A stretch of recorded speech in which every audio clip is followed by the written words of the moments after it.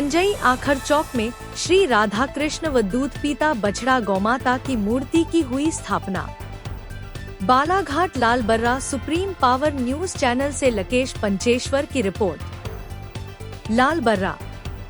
लाल बर्रा जनपद पंचायत अंतर्गत आने वाली ग्राम पंचायत कंजई में ग्राम सरपंच श्री आनंद बिसेन के द्वारा ग्रामीणों की मांग पर व यादव समाज के विशेष पहल पर श्री राधा कृष्ण व दूध पीता बछड़ा गौमाता की मूर्ति की स्थापना गांव के ही आखर चौक में किया गया है। साथ ही जय श्री हरि श्री कृष्णम वंदे जगत गुरुम जय श्री गीते आज निरंतर 7वें वर्ष में श्रीमद् भगवद गीता ज्ञान यज्ञ पुराण के 8वें अध्याय का विद्वान पंडित आचार्य जनार्दन भाई द्विवेदी जी के मुखारविंद से हमारे निज निवास गृह स्थल पर सभी की उपस्थिति में अवसान हुआ, जिसमें हवन महाप्रसाद का वितरण, उद्बोधन और स्वागत सम्मान समारोह संपन्न किया गया। साथ ही 3 दिवसीय श्री राधा कृष्ण लक्ष्मी नारायण मंदिर प्राण प्रतिष्ठा समारोह, जल कलश यात्रा और पवित्र दूध पीता बछड़ा गौ माता मूर्ति अनावरण कार्यक्रम का आयोजन किया गया है, जिसमें सभी लोगों का विशेष सहयोग रहा है।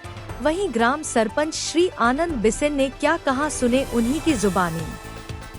मैं कंजई आदर्श ग्राम पंचायत में सबसे पहले तो लोकतंत्र का चौथा स्तंभ आप सभी पत्रकार साथियों का मैं एडवोकेट आनंद बिसेन, सरपंच ग्राम पंचायत कंजई, जिला सचिव विधिक संरक्षक जिला सरपंच संघ बालाघाट, अपनी मातृभूमि पावन धरा अपने गृहग्राम में बहुत बहुत स्वागत वंदन अभिनंदन करता हूँ।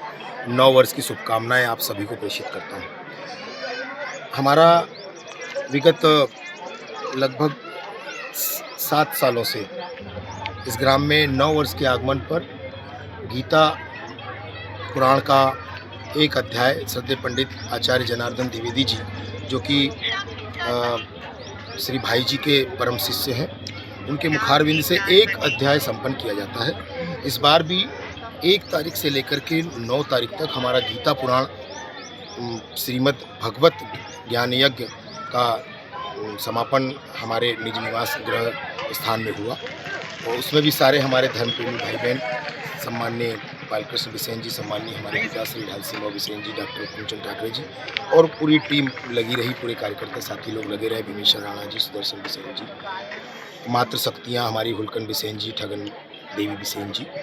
उसके बाद में सभी ग्रामवासियों की मांग थी कि ये हमारा पवित्र गौठान है, जहाँ से गौ माताएँ प्रातःकाल इकट्ठा होकर के वन में चरने जाया करती हैं और पहले भी करती रही हैं। और पवित्र गाय खेलने का जो कार्यक्रम है वो भी हमारा भाई दूज के अवसर पर दीपावली में इसी पवित्र गौठान में और खिला मुठिया देव जो आप सामने देख रहे हैं यहाँ पे संपन्न किया जाता है।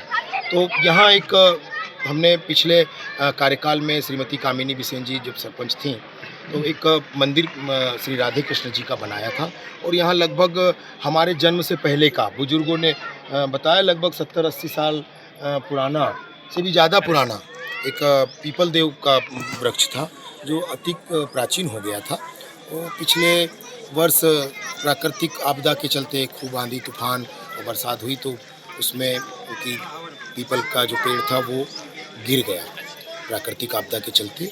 लेकिन भगवान की इतनी कृपा रही कि इस गौठान में जहां हमारे युवा साथी बैठते थे लेकिन किसी प्रकार की कोई जनहानि नहीं हुई। बस इतना हुआ कि वो जो हमारा पुराना मंदिर था वो खंडित हो गया क्योंकि पीपल देव की जो लकड़ी है वो मंदिर पे गिरी। और आप जानते हैं कि हिंदू सनातन संस्कृति में कि पीपल देव की लकड़ी को कोई घर में जला नहीं सकता है, ना कोई उपयोग कर सकता है। तो पिछली बार हमारा संस्कार महोत्सव और 251 कुंडी गायत्री महायज्ञ सरदार पटेल कैंपस में संपन्न हुआ, जिसमें कि डॉक्टर चिन्मय पंड्या जी और पूरे देश की और विश्व की हस्तियां वहां पे आई। तो वहां पे हमारे पूरे पीपल देव की लकड़ी का हवन के रूप में प्रयोग हुआ और उसके बाद में सबकी मन्नत थी, सबकी भावनाएं थी, सबकी जन भावनाएं, धार्मिक भावनाओं को देखते हुए उसी स्थान पे हमने ये भव्य श्री राधा कृष्ण लक्ष्मी नारायण जी का मंदिर की प्राण प्रतिष्ठा का हमने संकल्प लिया और उस संकल्प को हमने पूरा किया। और पिछले 10 तारीख को हमने भव्य जल कलश यात्रा पूरे गांव का भ्रमण करते हुए प्राचीन शिव बाबा मंदिर, हनुमान जी मंदिर, गायत्री मंदिर, शारदा मंदिर, माता माए का दर्शन करते हुए पूरा जल कलश यात्रा संपन्न हुई।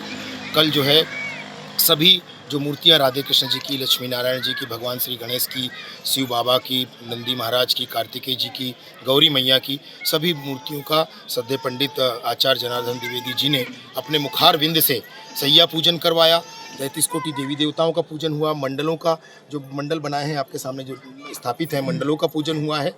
और उसके बाद में भगवान का अन्नप्राशन पूजन हुआ, सैया पूजन हुआ, वस्त्र पूजन हुआ, फल पूजन हुआ, पुष्प पूजन हुआ। तरह तरह से विभिन्न प्रकार से जो कि हमारे शास्त्रों में भगवान की प्राण प्रतिष्ठा के लिए पूजन पूजन का वर्णन है, वो सब पूजन कराए गए हैं। उसके बाद में सभी जितने भी धर्म प्रेमी भाई बहन, माताएं बहनें सभी उपस्थित थे। सबने अभिषेक किया। अभिषेक संपन्न हुआ। आरती के बाद में कल भी महाप्रसाद का वितरण हुआ। और आज भगवान की मूर्तियों की जो आप देख रहे हैं, दिव्य मूर्ति की, अलौकिक सुंदर मूर्तियों का प्राण प्रतिष्ठा समारोह संपन्न हुआ है।